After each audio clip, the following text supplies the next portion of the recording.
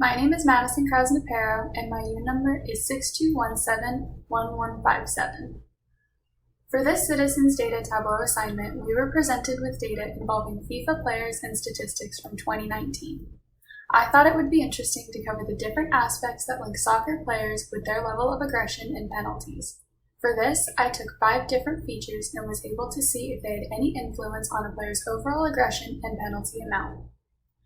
The first Tableau worksheet shows aggression and penalties based on the player's nationality. According to the worksheet, the players from countries such as Brazil, Argentina, Spain, France, and Germany tended to acquire more penalties and have higher aggression scores than players from other countries. The levels of aggression can be seen in the size of the dots on the map, and the number of penalties can be seen in the darker blue color of the corresponding dots. The second Tableau worksheet displays the intensity of aggression and the level of penalties based on a player's body type. Surprisingly, players with a stockier and sturdier build actually tended to be less aggressive and receive less penalties compared to their leaner and normal body type counterparts. Players with a more normal body type appeared to be the most aggressive, with players with leaner body types coming in second. The third Tableau worksheet presents data on aggression and penalties based on a player's position.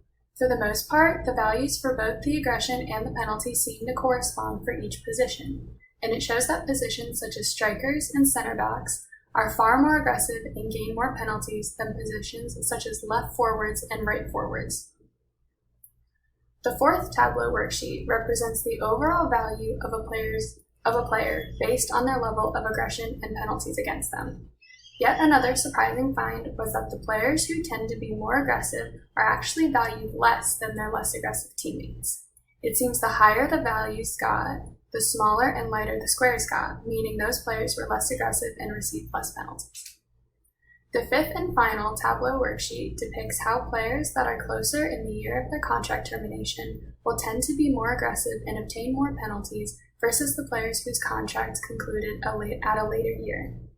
It seems that once a player's contract is in its termination year, the player then tends to play more aggressively, as if due to the fact that there is hardly anything left to lose for that particular year. Those have been all my insights, and thank you for taking the time to listen.